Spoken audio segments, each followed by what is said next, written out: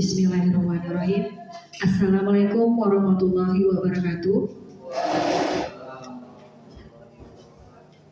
Alhamdulillah, segala puji bagi Allah Subhanahu wa taala yang telah memberikan kita kesehatan dan keselamatan sehingga kita dapat berkumpul di ruangan ini dalam acara diseminasi aksi nyata modul budaya positif oleh Bapak Taufik Effendi SD. Selawat beriringan salam keharibaan junjungan kita Muhammad Sallallahu Alaihi Wasallam yang telah membawa kita dari alam kejahilan menuju alam yang terang benderang yang kita rasakan pada saat ini. Baik, acara pertama pembacaan ayat suci Al-Quran oleh James Dandi. Assalamualaikum warahmatullahi wabarakatuh. A'udzu billahi minas syaitonir rajim. Bismillahirrahmanirrahim. Sabbihisma rabbikal a'la alladzi khalaqa fasawwa walladzi qaddara fahada walladzi akhrajal mar'a faja'alahu ghusa'an ahwa sanukri'uka falan tansa illa ma sa'allah innahu ya'lamul jahra wa ma yakhfa wa nuyassiruka lil yusra fadzakir in nafa'ati dzikra sayadzakkaru may yakhsha wa yatajannabuhal asqa alladzi yaslan naral kubra summa la yamutu fiha wa la yahya qad aflaha man tazakka wa zakara isma rabbih fasalla bal tu'sirunal hayatad dunya wal akhiratu khairu wa abqa inna hadza lafis suhubil ula suhubi Ibrahim wa Musa sadaqallahul azim. Sadaqallahul azim. Baik, acara selanjutnya sambutan oleh Kepala SMK Negeri 1 Gunung Muria sekaligus membuka kegiatan diseminasi aksi nyata modul 1.4 tentang budaya positif pada program pendidikan guru penggerak Angkatan 11 Kabupaten Aceh Singkil. Kepada Bapak Anhardi Hadi, silakan. Bismillahirrahmanirrahim. Assalamualaikum warahmatullahi wabarakatuh.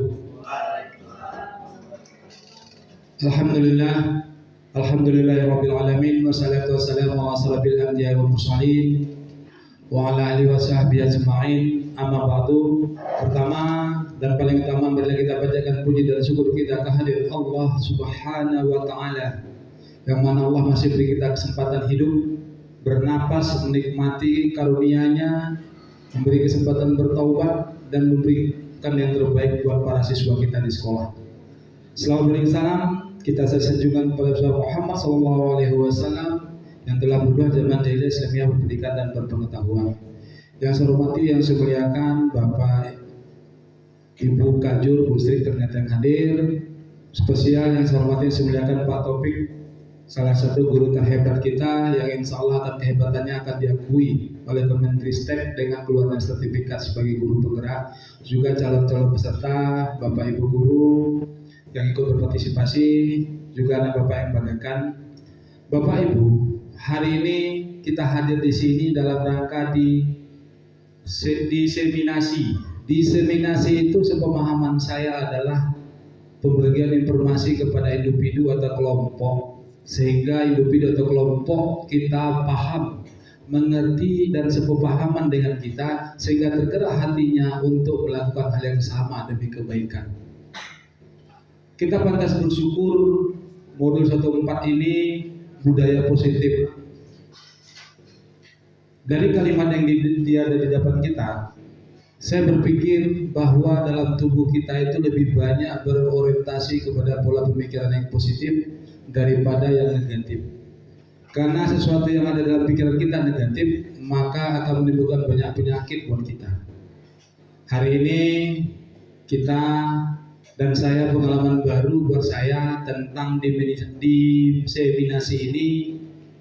Mudah-mudahan kehadiran kita semua bisa menambah motivasi dan semangat yang tidak pernah mengenal lelah, tidak pernah merasa lelah, dan tidak pernah bosan untuk memperbaiki diri dan memperbaiki orang-orang atau lingkungan kerja kita. Harapan kita adalah berubah perilaku kita, berubah mindset kita, berubah perilaku kita. Tujuan kita adalah lebih baik. Sedekah jariah kita lebih baik pahalanya daripada moga-moga Allah melindungi kita dari sedekah dosa, jariah dosa maksud saya. Ya. Sekali lagi mungkin dalam prosesnya ini bukanlah hal yang mudah, tetapi saya yakin dan percaya Pak Taufik bisa melewati semua ini kalau kita support. Dan saya di awal sudah saya bilang kepada teman-teman, kalau ada kegiatan CGP, insya Allah kita akan support penuh. Kita akan support penuh. Apa yang bisa kita bantu, insya Allah kita bantu. Ya, mudah-mudahan tujuan kita, mudah-mudahan tahun ini 4 berarti 9 ya. 9, 5 sudah oke, 4 juga mudah-mudahan Allah selalu kita doakan semoga Allah berikan kemudahan buat kita semua sehingga program ini berjalan dengan baik. Sekali lagi selamat mengikuti, mudah-mudahan acara lancar, partisipasi teman-teman semua yang kami harapkan.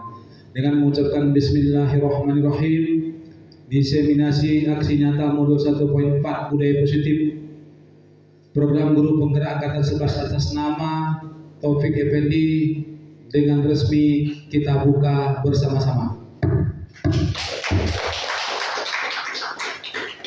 Terima kasih, mohon maaf. Assalamualaikum warahmatullahi wabarakatuh.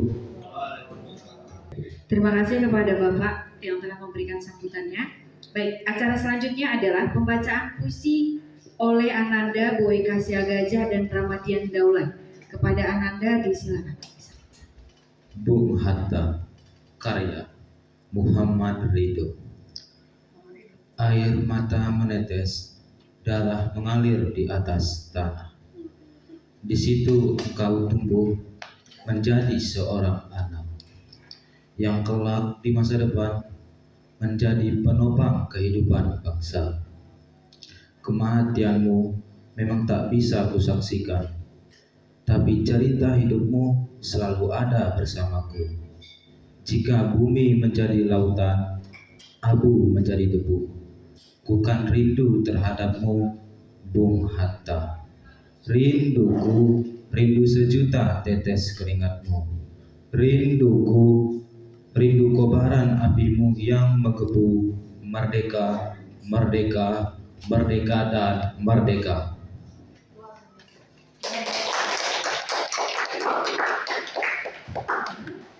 Sumpahku, karya B.J. Habibie. Terlentang, jatuh, peri, kesal, Ibu Pertiwi. Engkau pegangan, janji pusaka dan sakti. Tanah tumpah darahku, makmur dan suci. Hancur badan tetap berjalan, jiwa besar dan suci membawa aku padamu. Padamu Indonesia, makmur dan suci.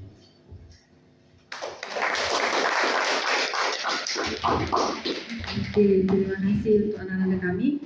Baik, selanjutnya doa oleh Ananda M. Arif Raihan. Kepada Ananda disilakan. Assalamualaikum warahmatullahi wabarakatuh. A'udzu billahi minasy syaithanir rajim. Bismillahirrahmanirrahim. Alhamdulillahi rabbil alamin. Hamdan syakirin, hamdan na'imin, hamdan yu'afi ni'amahu wa yukafi'u majidah. Ya Rabbana lakal hamdu kama yanbaghi li jalali wajhikal karimi wa ajmi sultanik. Allahumma salli ala Sayyidina Muhammad wa ala ali Sayyidina Muhammad. Allahumma fir lana zunubana wa zunuba waliwalidina warhamhuma kama rabbayana saghira wa li jami'il muslimina wal muslimat والمسلمين والمسلمات والمؤمنين والمؤمنات الأحياء منهم والأموات birahmatika ya Allah ya arhamar rahimin. Allahumma selamatan ya Allah, selamatan ya Rahman, selamatan ya Rahim, selamatan fid dinina, wa afiyatan fil jasadina, wa ziyaratan fi ilmina, wa barakatan fi rizkina, wa taubatan qabla al-maut, wa rahmatan indal maut, wa mahfiratan ba'dal maut. Allahumma hawin alaina fi sakaratil maut, wan najata minan nari wal afwa indal hisab. Rabbana zalamna anfusana wa illam taghfir lana wa tarhamna lanakunanna minal khasirin. Rabbana atina min ladunka rahmatan wa hib lana min amrina rasyada. Rabbana atina fid dunya hasanah wa fil akhirati hasanatan wa qina adzabannar. Bifatika subhana rabbika rabbil izzati amma yasifun, wa salamun alal mursalin walhamdulillahi rabbil alamin. Acara selanjutnya adalah kegiatan langsung dibawakan oleh Bapak Topi EPDST sebagai calon guru penggerak angkatan 11. Kepada Bapak kami silakan. Baik, bismillahirrahmanirrahim. Alhamdulillahirrahmanirrahim. Puji syukur kehadirat Allah Subhanahu wa Ta'ala. Pada hari ini kita diberikan kesempatan untuk hadir serta salawat beriring salam pada junjungan Nabi besar Muhammad. Yang saya hormati, kata penghormatan saya berikan kepada Bapak Kepala SMKN 1 Gunung Muria, Bapak Anhar Fiha. Alhamdulillah sudah memberikan kesempatan hadir serta membuka acara hari ini. Yang saya banggakan kawan-kawan, teman-teman saya yang hadir untuk mendengarkan cerita tentang diseminasi aksi nyata modul 1.4 budaya positif. Ini penting. Kenapa ini penting? Karena memang penting. Budaya positif kemarin kami sudah loka karya 2 di kebetulan bertempat di SMK 6. Jadi kami ada materi juga sedikit tentang budaya positif. Apakah itu budaya positif? Yang jelas budaya positif adalah dengan tujuan kegiatan pentingnya mengetahui budaya positif. Pentingnya mengetahui kebutuhan belajar, mampu menerapkan praktek budaya positif. Ini yang paling penting dan ini yang paling harus kita pahami. Di mana materi-materi diseminasi hari ini yang kami pelajari yaitu disiplin positif dan nilai-nilai kebajikan. Teori motivasi, hukuman dan penghargaan. Ini ada 1, 2, 3, 4, 5, dan 6. Ini yang kami pelajarin dan ini yang coba saya sampaikan kepada teman-teman sejawat semuanya. Sebelum kita masuk berikutnya, kita coba scripting. Ini clue-nya. Ini clue-nya. Ada yang bisa jawab? Ini clue-nya. Iya, Pak Munir bisa? Pertanyaannya apa?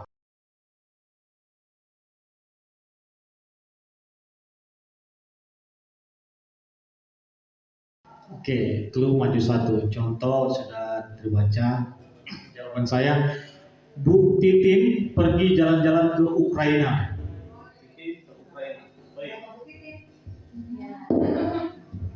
Ada lagi yang lain? Clue-nya maju 1. Ada lagi yang lain?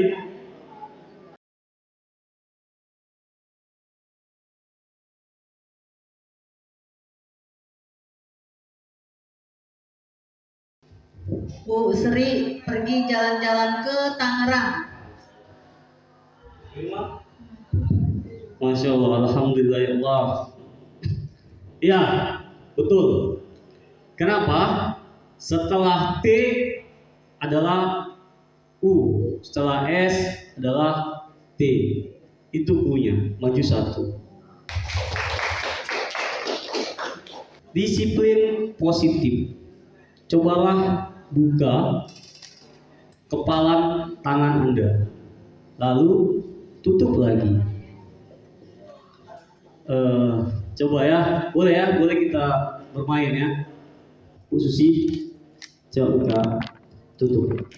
Itu adalah barang yang paling berharga buat Bu Susi.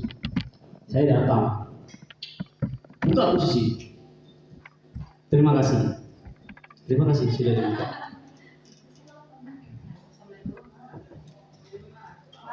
Maris, ini adalah barang yang paling berharga. Ditutup. Buka. Kalau nggak dibuka ada masalah nanti. Buka. Baik. Bu Roma, ini barang berharga. Tutup. Bu Roma, buka. Kalau nggak dibuka bermasalah nanti ibu. Buka. Bu Roma, itu berharga buat Bu Roma. Iya, saya suruh buka. Nggak mau buka, Bu Roma. Kalau buka Bu Roma, apa itu? Baik, terima kasih. Jadi intinya adalah budaya positif. Ini yang sering terjadi pada kita. Di mana poinnya? Ini dia ceritanya. Coba Anda bayangkan bahwa Anda menyimpan sesuatu yang sangat berharga. Tadi sudah kita praktekkan. Anda perlu menjaga benda tersebut sekuat tenaga karena begitu pentingnya untuk kehidupan Anda. Rekan Anda mencoba dengan segala cara untuk membuka kepalan tangan Anda. Saya, contohnya tadi kita praktekkan. Dengan berbagai cara, bisa menghardik, mengintimidasi, memarahi, menggoda, membujuk. Ya, sehingga tangan tersebut dibuka. Itu yang disebut salah satu contoh disiplin positif.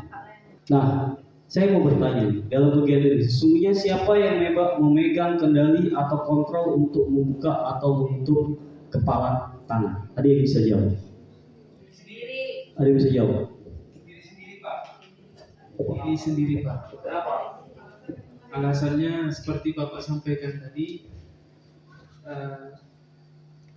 sesuai dengan Pak Topik sampaikan tadi. Jadi ketika kita memiliki suatu barang yang sangat berharga, ya, dan itu mau seperti apapun bujukan dan rayuan seperti Bapak sampaikan tadi, kalau memang itu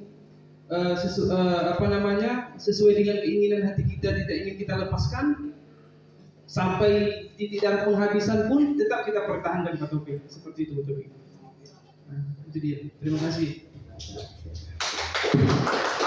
Baik, terima kasih Pak Maris. Alhamdulillah. Iya, kita sudah dapat mengetahui dan ya. Teori kontrol oleh William Glasser. Apa itu ilusi? Jadi ibu-ibu BK sudah paham ilusi. Apa itu ilusi? Ini pada dasarnya kita tidak dapat memaksa murid dan tidak boleh memaksa murid menurut William Glasser. Berbuat sesuatu jikalau murid tersebut memilih untuk tidak melakukannya, walaupun tampaknya guru sedang mengontrol perilaku murid. Hal demikian terjadi karena murid sedang mengizinkan dirinya dikontrol. Contohnya kepala tangan. Kita membuka, menutup. Ketika kita membuka, disuruh membuka dengan berbagai cara, maka kita membolehkan diri kita dikontrol oleh orang lain. Itu menurut William Glasser dengan teorinya choice theory. Ilusi bahwa semua penguatan positif efektif dan bermanfaat. Bagaimana efektif dan bermanfaat? Wujukan adalah bentuk-bentuk kontrol. Di mana dalam jangka waktu tertentu kemungkinan murid tersebut akan menyadarinya dan mencoba untuk menolak wujukan kita, atau bisa jadi murid tersebut menjadi tergantung. Ini nanti kita ke reward and punishment, hukuman dan hadiah. Ilusi bahwa kritik dan membuat orang merasa bersalah dapat menguatkan karakter. Apa iya? Ini menurut William Glaser. Mari kita baca dan kita pahami bersama-sama. Ilusi. Kita paham dulu ilusi. Ada yang belum paham tentang ilusi? Paham ya? Menggunakan kritik dan rasa bersalah untuk mengontrol murid menuju pada identitas yang gagal. Jadi kalau kita menghardik siswa, dia akan gagal. Mereka belajar untuk merasa buruk tentang diri mereka. Mereka mengembangkan dialog diri yang negatif. Kadang-kala sulit bagi guru untuk mengidentifikasi bahwa mereka sedang melakukan perilaku ini, karena seringkali guru cukup menggunakan suara halus untuk menyampaikan pesan negatif. Kata halus, contohnya tadi. Coba dibuka. Jika tidak dibuka akan bermasalah. Atau coba dibuka dengan melebarkan mata. Itu bahasa yang halus, verbal. Itu juga bisa menjatuhkan karakter siswa kita menurut William Glaser. Ilusi bahwa orang dewasa memiliki hak untuk memaksa, di mana orang dewasa percaya bahwa mereka memiliki tanggung jawab untuk membuat murid-murid berbuat hal-hal tertentu. Ini yang sering terjadi sama kita. Kita nggak sadar. Ini yang sering terjadi. Pada saat itu pula orang dewasa akan menyadari bahwa perilaku memaksa tidak akan efektif untuk jangka waktu panjang dan sebuah hubungan permusuhan akan terbentuk. Jadi ketika kita memaksa anak, kita ancam anak, maka akan terbentuk rasa dendam. Rasa dendam. Kita menanam hal yang tidak baik kepada anak. Atau mungkin dia akan mencontoh hal yang kekerasan tadi itu menjadi baik menurut dia, sehingga nanti ketika ada orang yang salah, maka dia akan melakukan tindakan-tindakan yang sama dengan diajarkan oleh gurunya. Kita ingin memutus tali itu. Berubah dari paradigma stimulus respon ke pendekatan teori kontrol. Ada stimulus, ada teori kontrol. Mana yang baik? Ini yang baik. Ini yang aman. Realitas kehidupan kita sama. Realitas kebutuhan kita berbeda. Setiap orang memiliki gambaran berbeda. Semua orang melihat hal yang sama. Kita berusaha memahami pandangan orang lain tentang dunia. Mari kita belajar perspektif orang. Semua perilaku memiliki tujuan. Hanya Anda yang bisa mengontrol diri Anda. Ini poin paling penting. Tidak ada yang bisa mengontrol diri Anda kecuali diri Anda sendiri. Tidak juga orang lain. Anda tidak bisa mengontrol orang lain. Iya, tidak bisa mengontrol orang lain. Makanya dalam agama saya yang saya pahami, kita tidak boleh memaksakan kehendak kita terhadap orang lain. Tidak semua hal bisa dilaksanakan dengan sesuai pikiran dan kemauan kita. Makna kata disiplin. William Glaser dalam bukunya Restructuring School Discipline 2001 menyatakan bahwa kata disiplin berasal dari kata Latin atau disiplina, artinya belajar. Sehingga kata disiplin sangat tidak tepat jika dihubungkan dengan hukuman. Ini poinnya, hukuman. Padahal itu sungguh berbeda, karena belajar tentang disiplin positif tidak harus dengan memberi hukuman. Di mana justru hukuman adalah salah satu alternatif. Justru itu adalah salah satu alternatif terakhir, dan kalau perlu tidak digunakan sama sekali. Kalau perlu tidak digunakan sama sekali, dan jangan digunakan jika itu yang terjadi. Tidak boleh lagi. Kuncinya itu, tidak boleh lagi. Tidak boleh lagi digunakan. Penghukuman itu adalah yang terakhir.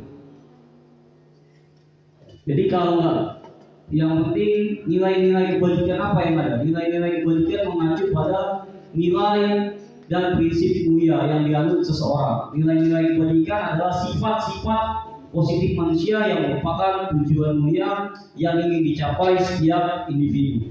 Sehingga nilai-nilai kebajikan berarti nilai-nilai yang disepakati bersama, lepas dari suku, agama, bahasa, maupun latar belakangnya. Di mana nilai-nilai ini merupakan payung besar dari sikap dan perilaku kita, atau nilai-nilai ini merupakan fondasi kita berperilaku. Berikut adalah nilai-nilai kebajikan dari beberapa institusi.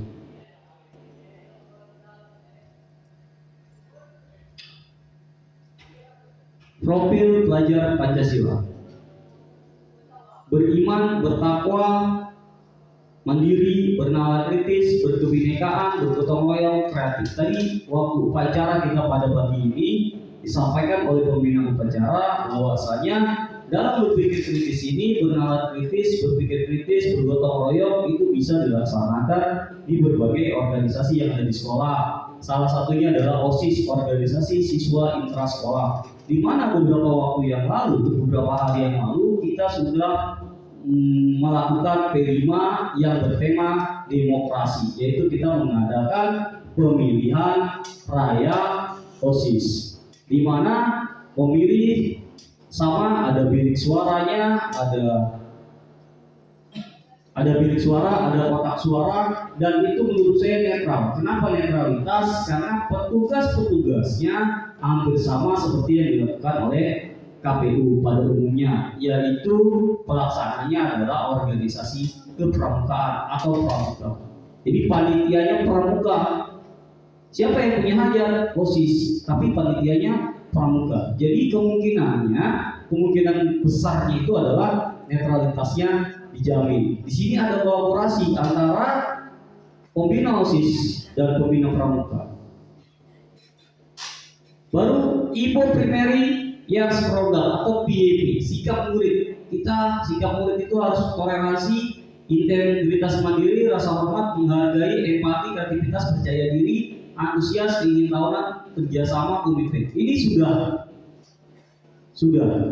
apa? Sudah dilaksanakan. Salah satu contohnya adalah di pembukaan kita tadi, kepercayaan diri, percaya diri, serta antusias, di mana siswa kita membacakan puisi. Dia percaya diri, dia bisa dan dia yakin membacakan puisi Bung Hatta dan puisi B.J. Habibie, presiden kita, di mana ada kata-kata yang menggugah semangat kita. Baru juga ada yang namanya suara hati, kontrol diri, kebaikan, keadilan, toleransi. Ini disebut dengan the seven essential virtues. Ya, suara hati, rasa hormat serta toleransi. Di mana tadi di pembukaan kita yang pertama kita tampilkan juga siswa kita membaca ayat suci Al-Quran serta membaca doa. Ini adalah rasa hormat, empati, kebaikan dan keadilan serta kontrol diri. Itu salah satu contoh budaya positif yang ada di sekolah kita di SMK 1 Gunung Muria. 9 pilar karakter Indonesia, Heritage Foundation atau IHF, cinta Tuhan dan segenap ciptaannya, kemandirian dan tanggung jawab, kejujuran, amanah, diplomatis, hormat dan santun, dermawan, suka menolong dan gotong royong, percaya diri, kreatif dan bekerja keras, kepemimpinan dan keadilan baik dan rendah, toleransi, kedamaian dan kesatuan. Ini semua satu kesatuan yang harus kita jaga dan kita teruskan. The Virtus Project, proyek nilai-nilai kebajikan. Ada yang namanya peduli, rajin, integritas, rasa hormat. Kira-kira jika ini ada kata-kata yang mau disampaikan, apa maksudnya dari proyek nilai-nilai kebajikan? Ada yang bisa bantu saya? Kenapa kata-kata ini harus ada? 1, 2, 3, 4. Pilih salah satunya. Kenapa itu harus ada? Bu ini, kenapa? Apa yang dimaksud dari salah satu saja proyek nilai kebajikan ini? Misalnya kenapa kita harus bahagia? Karena bahagia, baru kita kenapa harus baik hati atau harus setia? Kalau bertanya boleh? Karena gini, Oke, karena ini tabel kan perlu juga memahami konteks tabel tadi. Apakah tabel ini misalnya kayak biasanya kan kita melihat tabel ada yang namanya apa ya, inti dari tabel tadi, Pak. Misalnya kayak tabel itu apakah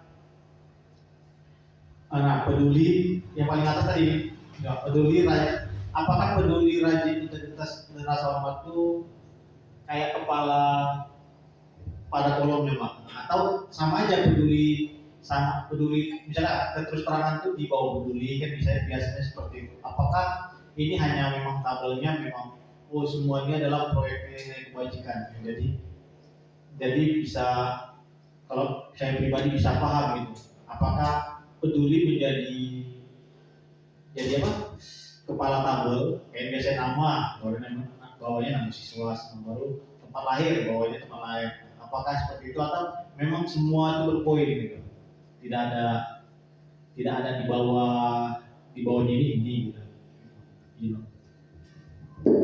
Baik, terima kasih. Menurut Bapak bagaimana? Nah, pandangan Bapak bagaimana dengan membaca tabel ini? Oke, karena saya juga coba apakah gotong royong, karena ada juga ya di bawah tabel tidak satu baris itu ada juga bersinggungan gitu. Tapi menurut saya ya ini semua semua memiliki poin tanpa ada harus kayak misalnya tadi ya yang nama siswa di bawahnya nama siswa semua, nggak ada berkaitan gitu.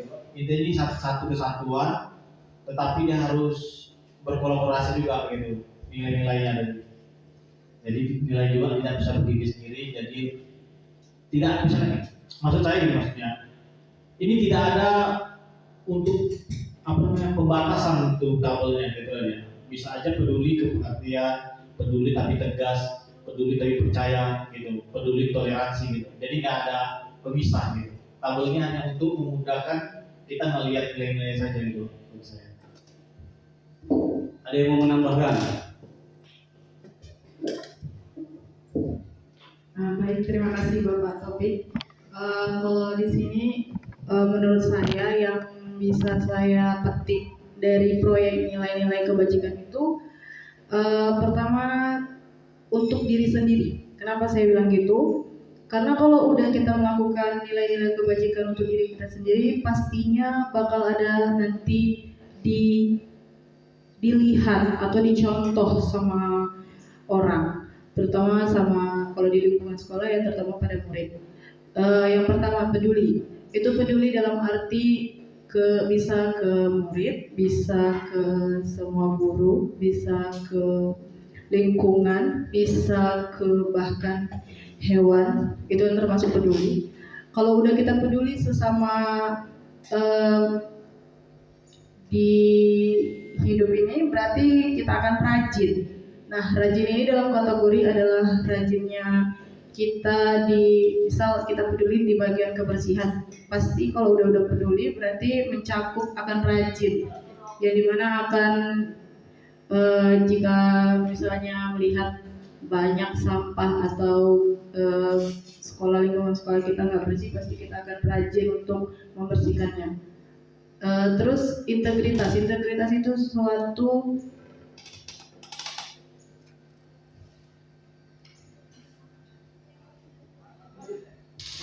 integritas itu artinya dalam arti memperlihatkan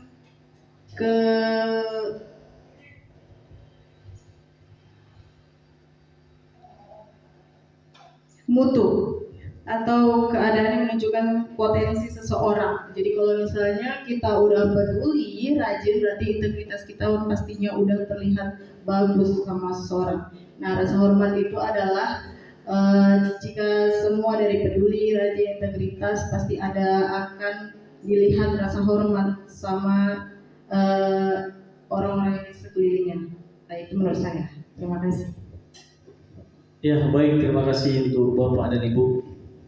Intinya ini adalah semua nilai-nilai kebajikan, memproyek nilai-nilai kebajikan, kata-kata yang baik yang harus kita perhatikan dan kita ucapkan. Standar pendidikan nasional Dalam rangka menciptakan lingkungan positif, maka setiap warga sekolah dan pemangku kepentingan perlu saling mendukung, menghayati, dan menerapkan. Ini poin pentingnya, mendukung, menghayati, dan menerapkan nilai-nilai kebajikan yang telah disepakati bersama. Tujuan mulia dari penerapan disiplin positif adalah agar terbentuk murid yang berkarakter, berdisiplin, santun, jujur, peduli, bertanggung jawab, dan merupakan pembelajar sepanjang hayat sesuai dengan standar pendidikan atau kompetensi lulusan yang diharapkan sesuai dengan visi dan misi sekolah. Contoh praktik baik berdasarkan nilai-nilai kebajikan universal.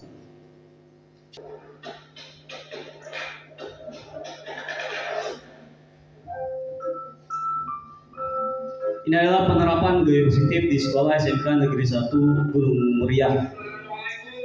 Ini adalah motivasi dari kepala sekolah.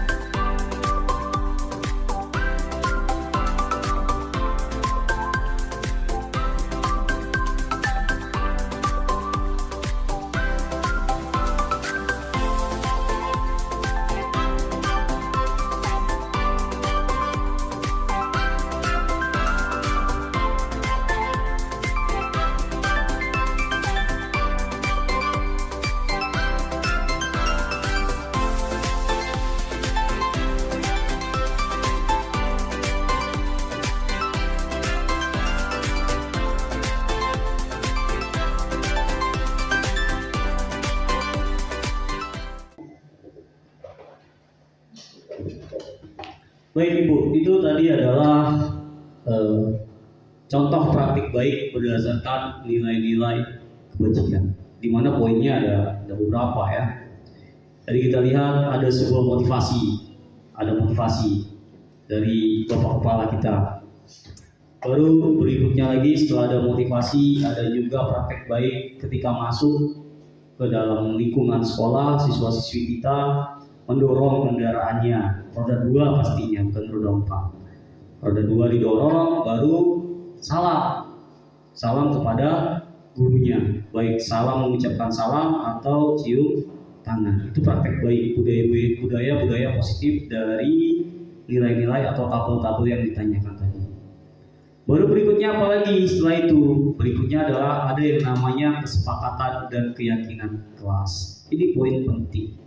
Jadi berbeda peraturan dengan kesepakatan. Lanjut. Teori motivasi, hukuman, dan penghargaan. Di mana motivasi perilaku manusia dari Jean Goshen untuk menghindari ketidaknyamanan atau hukuman, untuk mendapatkan imbalan atau penghargaan dari orang lain, untuk menjadi orang yang mereka inginkan dan menghargai diri sendiri dengan nilai-nilai yang mereka percaya. Tujuan dari disiplin positif adalah menanamkan motivasi yang ketiga pada murid.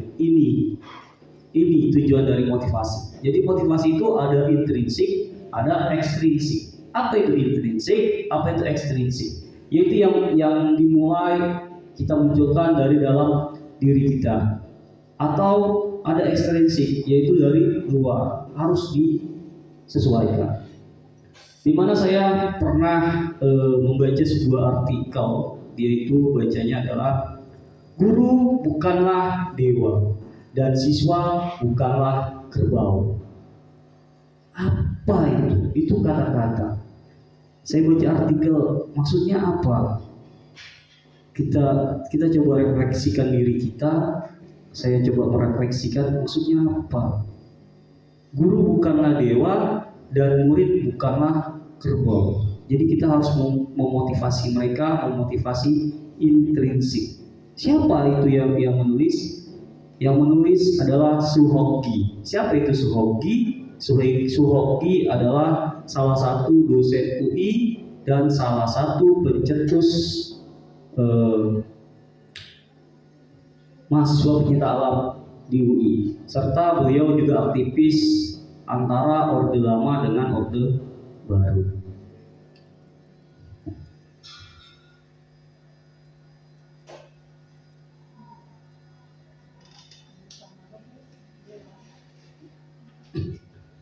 Hukuman, konsekuensi, dan restitusi. Mana kira-kira yang lebih baik, Bapak Ibu? Hukumankah, konsekuensi, atau restitusi? Ada yang bisa menjabarkan?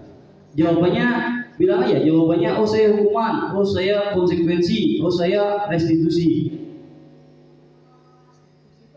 Ada mana kira-kira menurut Bapak Ibu? Hukuman atau konsekuensi?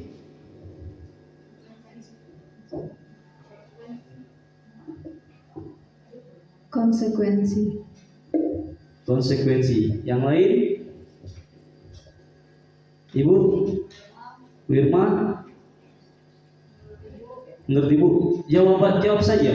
Saya tidak bertanya apa itu hukuman, apa itu konsekuensi, apa itu restitusi. Kira-kira menurut Ibu yang mana? Hukumankah, restitusikah, atau konsekuensi? Apa kira-kira? Pak Israel, apa? Oke, saya restitusi, Pak. Baik, restitusi. Kita ada dua, konsekuensi, restitusi. Ada lagi yang lain? Saya hukuman aja. Wah, tiga-tiganya lengkap ya. Tiga-tiganya lengkap. Iya. Hukuman, konsekuensi, dan restitusi. Ini dia. Hukuman sama dengan sanksi. Konsekuensi sama dengan dampak dan tindakan. Sedangkan restitusi adalah menciptakan kondisi bagi murid untuk memperbaiki kesalahan. Dia sadar dia salah, tapi dia memperbaiki. Supaya apa? Supaya bagaimana mereka harus memperlakukan orang lain. Dan membantu murid berpikir tentang orang seperti apa yang mereka inginkan. Jadi mereka ingin menjadi apa? Ingin menjadi baik atau tidak? Dimunculkan dari diri sendiri. dinamakan dengan motivasi intrinsik. Ini dia restitusi. Jadi restitusi ini sebuah hal yang baik. Kalau hukuman ini jelas jatuhnya adalah peraturan ya, peraturan. Iya, sanksi. Jadi kalau peraturan itu ya jelas. Sedangkan restitusi ini dia abstrak. Dia abstrak. Kita ada kesepakatan, kita ada keyakinan. Tapi kita pahami siswa itu salah dan bagaimana memperbaikinya. Kita tidak boleh menjudge. Hukuman, konsekuensi, dan restitusi. Identitas gagal, hukuman. Identitas sukses, disiplin, ada konsekuensi, ada restitusi. Restitusi merupakan pilihan. Sesuatu harus terjadi. Menguatkan untuk murid anak dalam jangka waktu panjang. Korban mendapatkan ganti. Sedangkan pada hukuman, korban mendapatkan keadilan, murid anak akan tersakiti. Murid anak dibuat tidak nyaman. Konsekuensi tadi, korban bisa diabaikan. Restitusi, masalah terpecahkan. Penguatan hanya bertahan dalam jangka waktu pendek. Perilaku pasif agresif meningkat kalau dia diberi hukuman. Jadi kalau kira-kira nggak ada orangnya, dia akan berbuat. Kalau nggak ketahuan nggak apa-apa. Kalau hukuman, konsekuensi penguatan hanya bertahan dalam jangka waktu pendek. Buat surat perjanjian, kita buat surat perjanjian, kita nasihatin, ini jangka pendek. Ya, besok dia lupa. Masalah terpecahkan masalahnya apa? Kenapa dia tidak mau pakai sepatu berwarna hitam pada saat itu? Kita pertanyakan, kita carikan solusinya. Kalau kira-kira nggak ada sepatunya, boleh kita kasih lakban. Kalau kita ada uang, kita coba. Intinya tetap warna hitam, kurang lebih seperti itu. Restitusi, apa yang kamu yakini, apa yang bisa kamu lakukan untuk memperbaiki masalah ini. Inilah yang disebut dengan restitusi. Sedangkan pada peraturan adalah kamu harus mengikuti peraturan. Nggak ada ini toleransi kalau peraturan. Kamu harus, yang mengikuti peraturan ya udah. Kalau nggak ada toleransi, itu seharusnya. Konsekuensi, apa peraturannya? Mampukah kamu melakukannya? Terima kasih. Nah, itu dia. Nanti kita akan lihat videonya dari Kemdikbud. Nah, ini reward. Jadi reward ini sebetulnya sesuatu yang baik, tapi bisa menjadi buruk. Kenapa di kurikulum Merdeka sudah tidak ada lagi ranking? Tidak ada ranking 1, 2, 3. Karena dengan diberikan penghargaan akan menjadi pengaruh jangka pendek. Penghargaan tidak efektif karena dibuat dengan syarat nilainya harus bagus baru dia dapat ranking. Penghargaan merusak hubungan, iri, dia dapat, saya tidak. Penghargaan mengurangi ketepatan. Penghargaan menurunkan kualitas. Asik, dia aja yang menang, maleslah saya, kurang lebih seperti itu. Penghargaan mematikan kreativitas sehingga dia tidak mau lagi berkreatif. Penghargaan menghukum, ini ranking tadi. Motivasi dari dalam diri intrinsik, itu yang harus dimunculkan.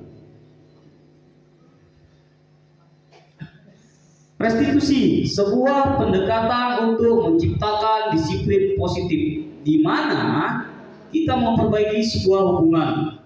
Baru kita membuatkan tawaran, bukan paksaan. Tawaran kan, kesepakatan, kita buat kesepakatan, kita buat keyakinan, bukan memaksa. Harus dan harus. Menuntut untuk melihat ke dalam diri, kita lihat, kita gali potensinya. Mencari kebutuhan dasar yang mendasari tindakan. Fokus pada karakter, bukan tindakan. Mengembalikan murid pada kelompoknya. Karakternya bagaimana? Si anak tadi tidak bisa lari 10 kali keliling, kita paksakan. Nah, bukan tindakan. Karakternya bagaimana? Oh salah, kita hukum dia untuk menghormat bendera sampai berapa jam, berapa menit lihat ke atas. Itu tidak boleh. Di dalam segitiga restitusi ini tidak boleh, dilarang. Jadi tidak boleh memberikan penghukuman yang tidak sesuai. Tapi kalau dihukum, kamu bawa bawa bunga atau bawa sesuatu untuk kepentingan pribadi gurunya itu juga tidak boleh. Tapi kalau misalkan contoh konkret yang saya pahami, misalkan kamu, oh ya, baik, apa? Kamu pelajaran apa misalkan? Oh ya, hafal. Berapa Pancasila yang kamu hafal? Bacakan. Ya. Oh kamu, ya, coba bacakan surat pelajaran agama misalkan. Ya, atau hafalan. Ya baik, boleh masuk. Kamu sadar salah, jangan diulangi lagi. Ya Pak. Apa keyakinan kita? Nah, itu segitiga restitusi, sehingga kita tidak mempermalukan atau kita tidak mendeskripsikan bahwasanya siswa itu salah. Memang dia salah, tapi jangan disalahkan lagi. Nah, itu dikurung mereka dan di restitusi. Bapak Ibu, saya yakin Bapak Ibu yang terhormat yang hadir pada hari ini yang saya banggakan sudah paham ini semua dan tidak ada lagi hal-hal yang tidak diinginkan. Keyakinan kelas. Nah, ini keyakinan kelas yang sudah kita tonton tadi. Merupakan kesepakatan kelas antara guru dan murid secara bersifat dan tersurat, terlepas dari latar belakang suku, negara, bahasa maupun agama. Keyakinan kelas berisi kalimat-kalimat positif yang dapat menumbuhkan motivasi intrinsik murid dalam berperilaku. Beberapa waktu yang lalu kita jumpa ada yang namanya kalimat rumpang. Di dalam kalimat rumpang saya memimpikan murid yang bagaimana, saya ingin murid yang seperti apa. Nah, itu untuk menimbulkan budaya yang positif, kata-kata yang positif. Pembentukan keyakinan sekolah atau keyakinan kelas, di mana keyakinan kelas bersifat lebih abstrak daripada peraturan yang lebih rinci dan konkret. Jadi abstrak. Kalau dia salah, kita lihat, oh salah, dia melanggar poin kelima, tidak menghormati teman, misalkan dia mengejek teman, salah. Tetapi jangan diberikan dengan peraturan. Selama ini keyakinan kelas atau keyakinan sekolah itu ditulisnya peraturan, judulnya besar pembentukan keyakinan kelas atau keyakinan sekolah, tapi peraturan yang diberlakukan. Kalau peraturan jelas, rinci dan konkret, salah ya salah, tidak bisa lagi yang lain. Kalau salah tetap salah. Itu kalau peraturan rinci dia, kalau salah diapain.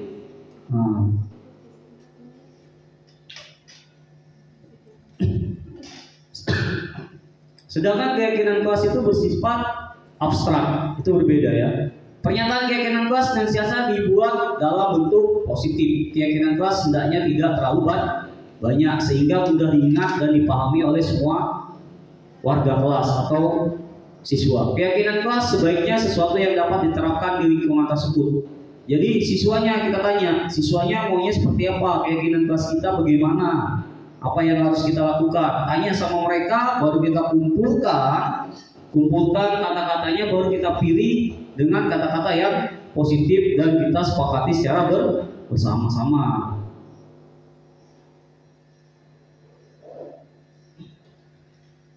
Kebutuhan dasar manusia. Apa itu kebutuhan dasar manusia? Kebutuhan dasar manusia ada 1, 2, 3, 4, 5. Bertahan hidup, survival. Ada penguasaan, kasih sayang dan rasa diterima, kebebasan, merdeka dan kesenangan. Menurut Dr. William Glaser, kebutuhan dasar ada 5. Bertahan hidup, penguasaan, kasih sayang dan rasa diterima, kebebasan, serta kesenangan. Menurut Dr. William Glaser. Coba kenali diri Anda, kebutuhan apa yang paling Anda butuhkan. Ayo kita isi kuesioner.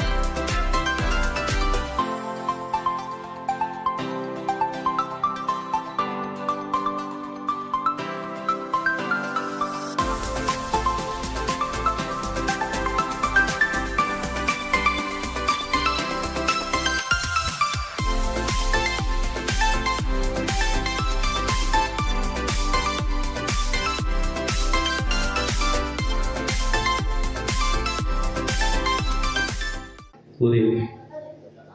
Ya, kenapa nilainya? Mana nilai yang paling besar? Paling besar itu di kebutuhan dasar kesenangan. Iya.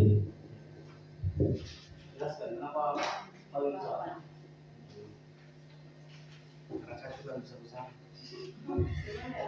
Jadi di sini jumlah total yang saya peroleh itu adalah di bagian yang paling banyak itu kebutuhan dasar kesenangan.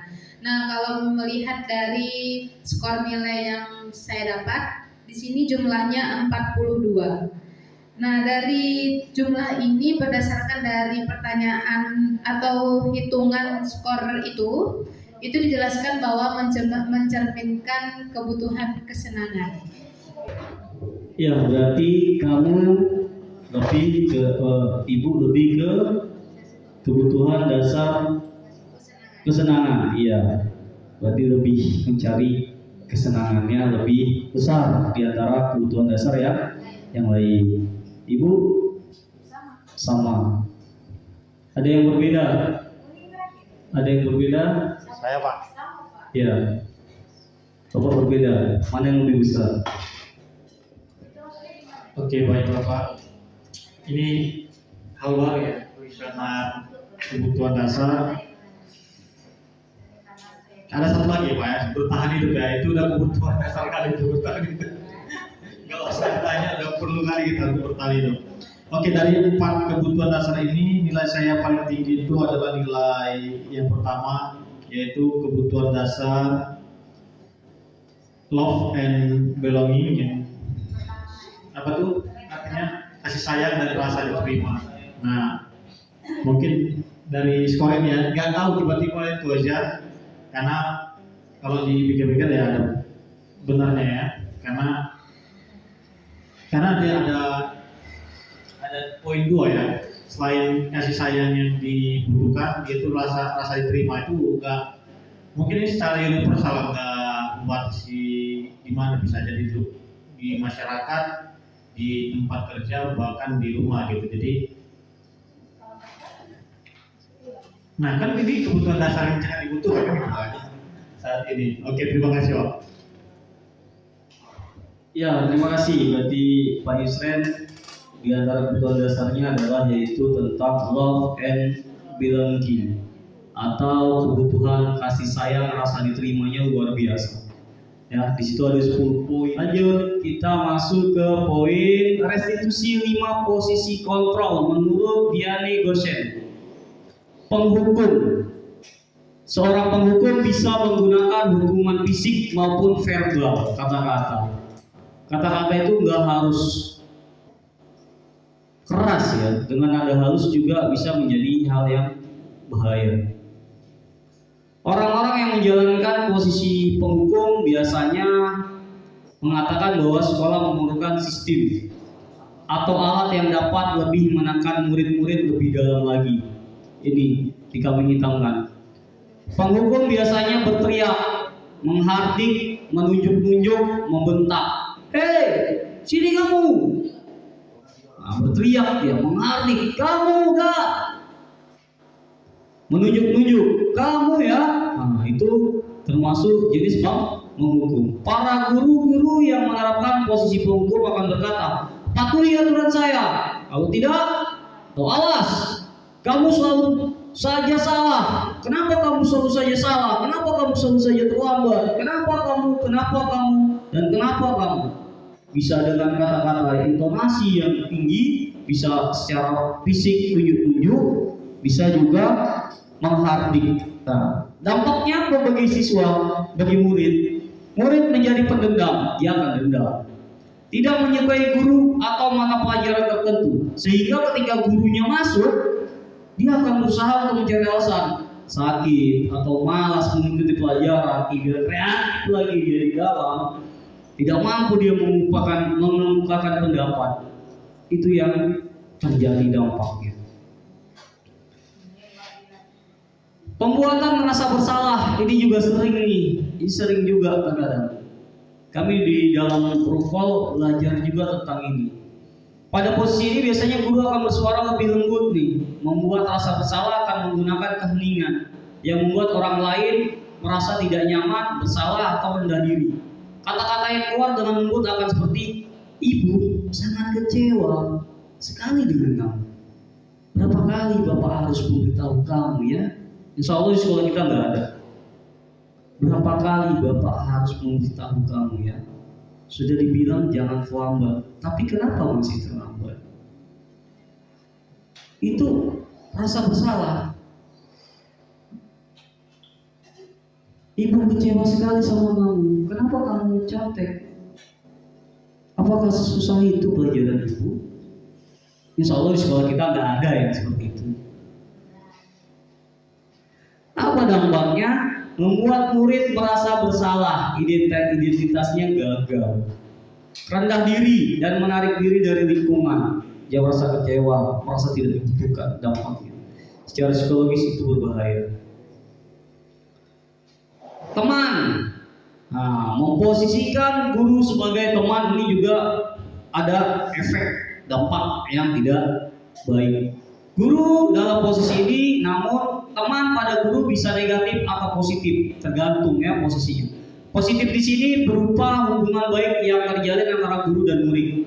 Guru di posisi teman menggunakan hubungan baik dan humor untuk mempengaruhi seseorang.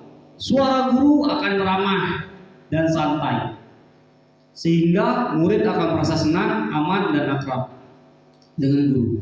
Identitas yang tercipta adalah identitas sukses, berhasil. Mereka akan berkata, ayo bantulah demi bapak, ayo bantulah demi ibu. Ayo ingat, tidak bantuan bapak selama ini. Ayo ingat, tidak. Iya, ingat tidak. Iya. Ayo ingat tidak bantuan bapak selama ini. Ayo bantulah bapak. Nanti kalau tidak dibantu, bapak atau ibu disalahkan sama kepala sekolah. Ini kata-kata sebagai teman. Di rukul kemarin ini jadi perbincangan kami juga. Karena bahasa teman ini ya itu tadi bisa positif, bisa juga negatif. Dampaknya apa? Murid akan tergantung pada satu orang, faktor ketergantungan. Murid tidak mandiri dan tidak bisa berpikir untuk dirinya sendiri. Motivasi yang muncul adalah motivasi ekstrinsik. Jadi kalau dia nggak dimotivasi, nggak disuruh sama gurunya, dia nggak ada inisiatifnya. Ekstrinsik. Nggak ada bapak itu, nggak tahu dia mau ngapain. Disuruh apa dia nggak tahu. Disuruh misalkan pasang bendera, disuruhnya ambil bambu, pasang bendera, ambil bambu untuk pasang bendera. Tapi apa yang terjadi? Dia nggak tahu. Yang dia tahu cuma diambil bambunya aja, benderanya nggak dipasang. Kenapa? Karena adalah motivasi ekstrinsik, itu salah satu contohnya. Tapi kalau intrinsik dia sudah tahu, dia paham. Karena kebanyakan sekarang ini anak-anak kita paham membaca, pandai membaca, tapi nggak paham isinya. Posisi pemantau, apa itu posisi pemantau? Pada saat kita mengawasi, kita bertanggung jawab atas perilaku orang-orang yang kita awasi. Posisi pemantau berdasarkan pada peraturan dan konsekuensi dengan menggunakan sanksi atau konsekuensi, di mana tercipta identitas diri positif atau berhasil. Pertanyaan yang diajukan seorang pemantau, peraturannya apa? Apa yang telah kamu lakukan? Nah, peraturannya apa? Lalu bertanya lagi, apa yang telah kamu lakukan? Benar atau salah? Baik atau tidak? Dampaknya apa? Murid akan menghitung konsekuensi dan hadiah tanpa memahami sepenuhnya nilai kebajikan yang dituju. Murid tidak sepenuhnya mandiri. Ini poin pentingnya. Baru manajer.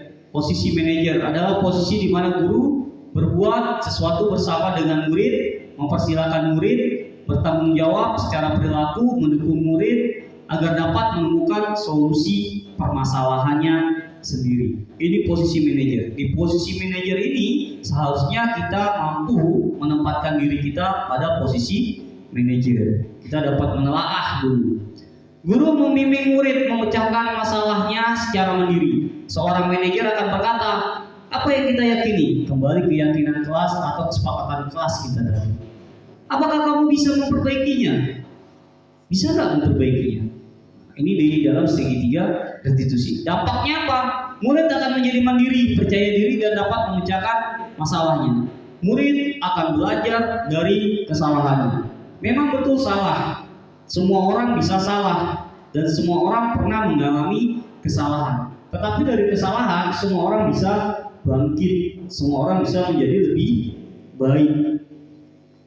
Saya teringat ada sebuah pengusaha terkenal, yaitu Shuichiro Honda. Shuichiro Honda itu sebelum dia mendirikan usahanya yang tinggi, maka dia mengalami beberapa hal kegagalan. Jadi proses kesalahan itu adalah proses dan bisa menjadi lebih baik. Siapa lagi? Bapak kita, yaitu Bapak B.J. Habibie. Bapak B.J. Habibie ini adalah salah satu tokoh nasional, bahkan tokoh internasional, yaitu dia menciptakan sebuah hak paten tentang crack di dalam pesawat, sehingga beliau diakui. Jadi almarhum Bapak B.J. Habibie ini cikal bakal dari teknologinya Indonesia. Dia belajar membaca, belajar dari kegagalan, mengulang lagi, belajar lagi, dan belajar lagi. Jadi proses. Beliau berkata semua orang bisa salah, semua orang pernah salah, tetapi bagaimana kita memanage kesalahan tadi menjadi lebih baik. Jadi galilah motivasi dalam diri kita. Apa bakat kita, apa minat kita. Video contoh kasus penerapan 5 posisi kontrol.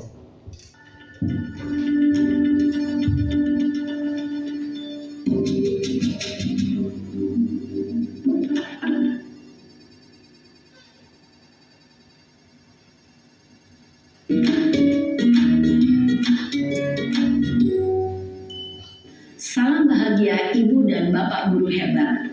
Dalam penerapan disiplin positif restitusi, salah satu program yang dikembangkan adalah 5 posisi kontrol. 5 posisi kontrol dalam restitusi adalah proses perjalanan seorang pendidik agar dapat mengenali dirinya. Pada video kali ini, kita akan membahas tentang 5 posisi kontrol yang dikembangkan oleh Diane Gosson dan contoh penerapannya.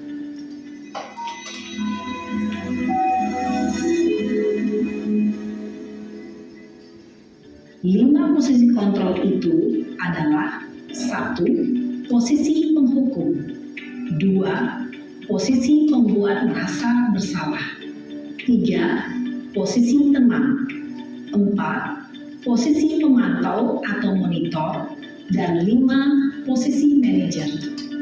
Untuk lebih memahami kelima posisi tersebut, mari kita saksikan kasus Naren yang terlambat hadir 20 menit di sekolah dan melihat bagaimana kelima posisi kontrol dalam menghadapi masalah tersebut.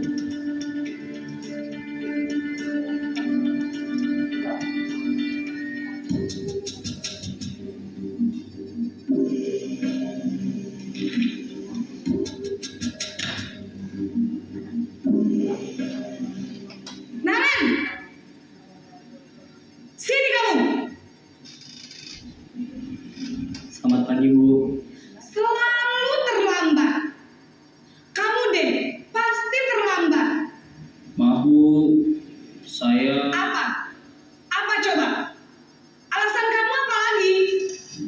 Kapan sih kamu tidak terlambat? Malas sekali ya kamu jadi anak. saya Dasar pemalas. Gak kapok-kapok sih kamu. Sudah berapa kali terlambat? Sana, kamu keliling lapangan basket 2 kali. kenapa saya harus ke lapangan basket, Bu? Kenapa? Kamu melawan ibu. Berani-beraninya jawab. Sudah terlambat, masih berani jawab pula.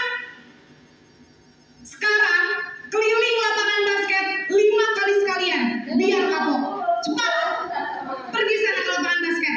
10 dan 5 ya, 10. Posisi penghukum biasanya berbicara dengan nada tinggi, menghardik, menunjuk-nunjuk, menyakiti, dan menyindir. Hukuman bisa berupa fisik maupun psikis. Ibu dan bapak guru hebat. Dampak yang terjadi pada murid ketika guru berada pada posisi penghukum adalah murid cenderung akan memberontak, bahkan menyimpan dendam.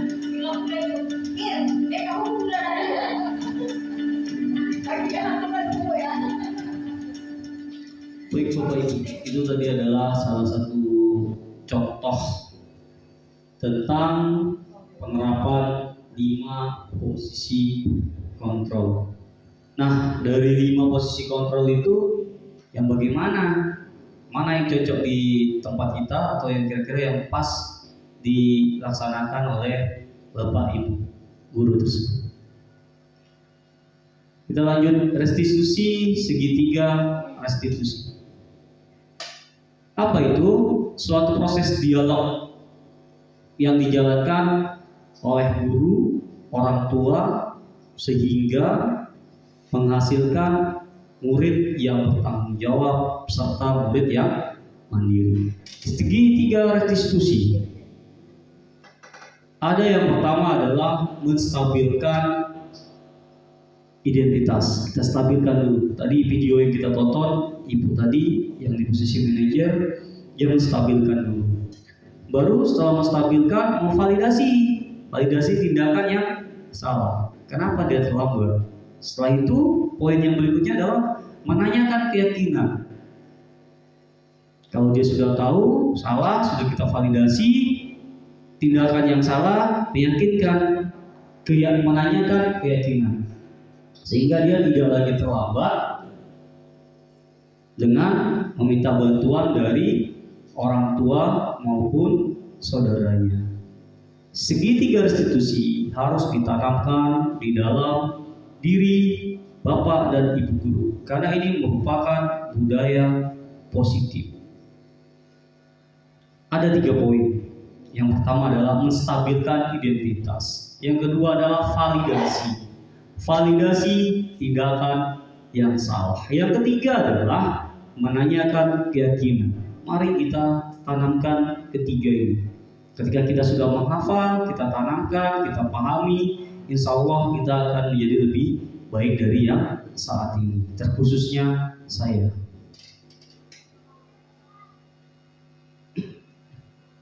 Sisi 1, menstabilkan identitas. Apa itu menstabilkan identitas? Sudah pasti dan sudah jelas, yaitu prinsip membuat kesalahan adalah bagian dari proses pembelajaran. Baru berperan menggeser identitas murid dari identitas gagal menjadi identitas yang sukses. Dia harus sukses, dia harus mampu. Ajukan pernyataan, membuat kesalahan sesuatu yang wajar. Semua orang mengalami kesalahan. Kita bisa memperbaiki menjadi lebih baik dari yang saat ini. Itu menstabilkan identitas. Baru apa? Baru ada yang namanya validasi tindakan yang salah. Ya, validasi tindakan yang salah ini adalah memenuhi hubungan tertentu dan dapat memperbaiki hubungan dengan murid. Ajukan pertanyaannya apa? Ajukan pertanyaannya adalah kamu bisa saja bertindak lebih buruk lagi. Kamu melakukannya tanpa alasan. Baru yang terakhir, apa yang terakhir? Yaitu menanyakan keyakinan. Ini yang paling penting. Ketika menanyakan keyakinan, identitas sukses telah tercapai langkah 1, langkah 2. Maka anak akan siap untuk dihubungkan dengan nilai-nilai kebajikan tadi, yang dapat dipercaya dan berpindah menjadi orang yang dia inginkan. Role model, role modelnya yang bagaimana? Jadi ketika kita menghukum siswa, kita menjatuhi hukuman, nanti ketika dia dewasa, oh ternyata kalau orang salah itu harus dihukum, harus dihardik, hasil nilai itu. Nah, kita di sini segitiga restitusi agar memahami atau memotivasi intrinsik mereka, motivasi dari dalam diri mereka, serta berusaha atau meyakinkan siswa itu mampu dan dapat berdiri dari dirinya sendiri, menjadi manusia yang merdeka. Ajukan pertanyaan, nilai apa yang kamu yakini? Seperti apa gambaran sebuah kelas menurutmu? Kamu mau jadi orang yang seperti apa? Hal-hal yang perlu diperhatikan, perilaku yang salah dikaitkan dengan nilai atau keyakinan. Kesediaan orang yang melakukan kesalahan untuk memperbaiki masalah. Yang ketiga adalah relevan atau memiliki hubungan dengan masalah yang ada, maka terciptalah pemecahan masalah.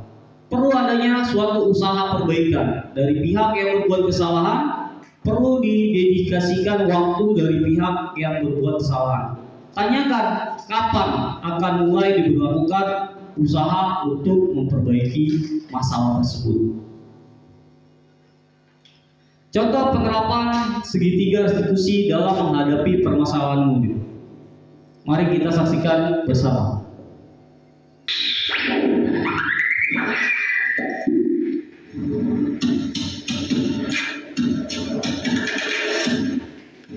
Assalamualaikum warahmatullahi wabarakatuh.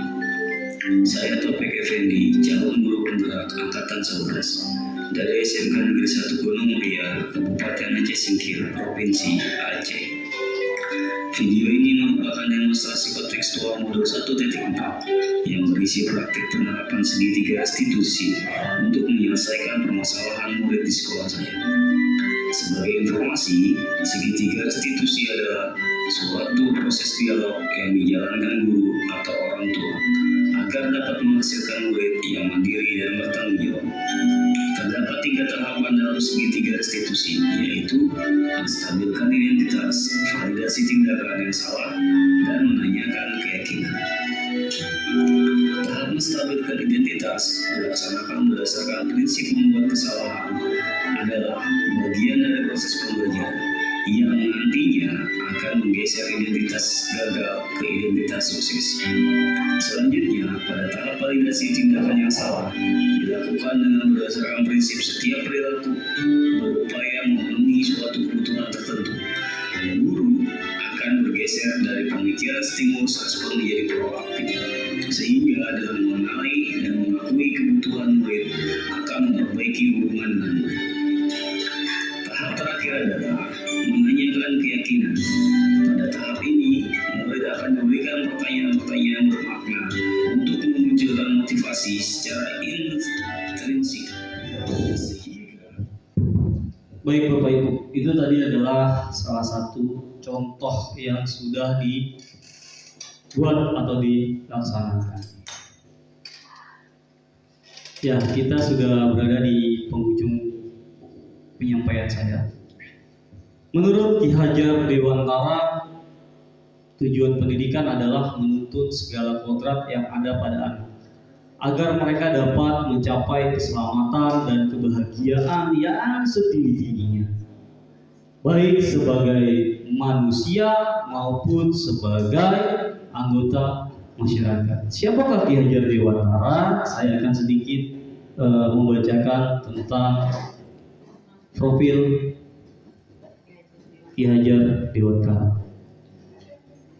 Kita sedikit waktunya Bapak Ibu. Raden Mas Suwardi Surya Ningrat, bangsawan Jawa dari Keraton Jogja. Beliau lahir 2 Mei 1889 di Kadipaten Pakualaman. Wafat 26 April 1959. Beliau adalah aktivis kemerdekaan RI, guru bangsa, politisi, pelopor pendidikan bagi pribumi di zaman penjajahan Belanda. Pendiri Perguruan Taman Siswa 3 Juli 1922. Berdiri Perguruan Taman Siswa dan menghadiri Kongres Pemuda 11 yang bertujuan memperkuat semangat persatuan.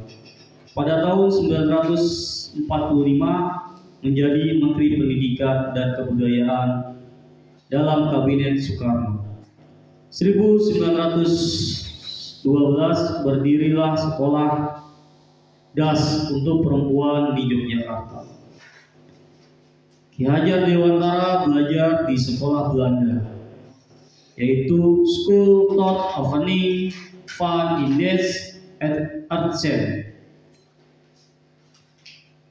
dengan filosofi Ki Hajar Dewantara, yaitu berupa ing ngarso suntudo ing madyo mangun karso tut uri handayani, di mana artinya ing ngarso suntudo menjadi seorang pemimpin harus mampu memberikan sori teladan. Ing madyo mangun karso yaitu seseorang di tengah kesibukan harus juga mampu membangkitkan atau menggugah semangat. Tutpuri handayani, seseorang harus memberikan dorongan moral dan semangat kerja dari belakang.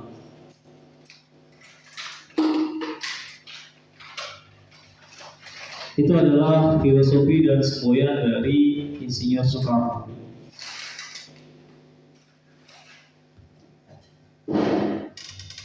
Dari Ki Hajar Dewantara, filosofi atau biografi dari Ki Hajar Dewantara. Baik, demikian presentasi saya dalam budaya positif. Sampai sini ada yang mau ditanyakan lagi, Bapak Ibu? Kesepakatan kelas itu perlu setiap kelas disampaikan. Kesepakatan kelas perlu disampaikan ke kelas-kelas 12 kelas itu perlu masuk gitu. Masuknya bagaimana? Iya, baik Ibu. Iya, kalau dari segi 3 restitusi, kesepakatan kelas itu perlu atau tidak? Perlu Ibu. Iya, untuk membangun budaya positif. Jadi yang sudah kita saksikan baik dari tampilan PPT saya maupun dari video perlu, sehingga siswa tadi memotivasi intrinsiknya. Kita lihat apa kesepakatan kelas kita, karena setiap kelas itu berbeda. Pada dasarnya adalah kita diwajibkan untuk berpihak pada murid. Jadi sesuai dengan keinginan murid dan dengan norma-norma yang berlaku baik sosial maupun di dalam pendidikan. Perlu atau tidak dalam budaya positif di segitiga institusi perlu dan itu dibutuhkan, sehingga kita tidak lagi melakukan hal-hal yang tidak diinginkan. Bagaimana rumusannya? Kita tanya kepada siswa-siswinya. Apa kesepakatan kita pada hari ini? Mari masing-masing mengemukakan pendapat, baru kita pilih, baru kita perbaiki kata-katanya menjadi kata-kata yang positif. Kurang lebih seperti itu Ibu. Jadi perlu, tergantung situasi dan kondisi. Ada lagi yang mau ditanyakan? Baik. Oke, terima kasih atas kesempatannya. Oke, yang tadi yang Bu Titin tadi tentang keyakinan kelas, kemudian tadi saya lihat juga video yang terlambat tadi yang dari Kemdikbud. Bahkan dia menanyakan keyakinan sekolah, gitu Pak ya. Kita mungkin per guru atau pribadi hanya mampu membuat keyakinan kelas karena tanggung jawab kita di kelas itu. Nah, saya ya kemudian bermimpi gitu kan. Kemudian ini pernah juga di masa kami, karena kami gabung dulu diseminasinya, masa kami budaya positif ini juga ditanyakan oleh Pak Topik ya Pak. Oke, jadi saya berharap nanti mungkin ya karena ada beban moral untuk guru penggerak, saya berharap nanti guru penggerak yang ada di Mora dengan CGP 4 ini ya kita buat satu forum dengan kepala sekolah. Pertama tadi ya kita sebelumnya udah bahas juga tentang visi sekolah yang ada yang mau direvisi sesuai dengan yang baik gitu ya, sesuai dengan karakter profil Pancasila. Kemudian tentang budaya positif ini juga, sehingga tidak ada lagi kalimat itu dilarang gitu Pak, karena kan itu kan negatif gitu. Nah, kita bangun menjadi kalimat positif di setiap, jadi nggak ada lagi namanya peraturan sekolah tapi keyakinan sekolah.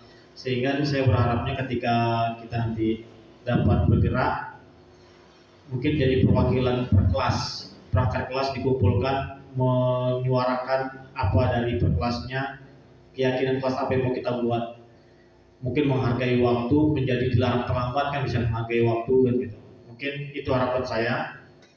karena semakin kuat ya, ada tambahan amunisi lagi, jadi sekarang mungkin bisa jadi kolaborasi dengan guru BK sehingga nanti kita mungkin sekolah yang pertama menggunakan keyakinan sekolah, tidak peraturan tata tertib sekolah ya, yang mungkin ada kalimat dilarang gitu, kita buat menjadi kalimat positif. Itu harapan saya sih Pak. Intinya tadi dari keyakinan kelas yang sudah dipelajari, kita kembangkan keyakinan sekolah, karena di video tadi yang dilanggar anak terlambat tadi adalah keyakinan sekolah mereka yang menghargai teman, tadi salah satunya menghargai teman juga gitu. Baik Pak, terima kasih, saya kembalikan. Iya, baik, itu tadi harapan dari Bapak kita Pak Isren.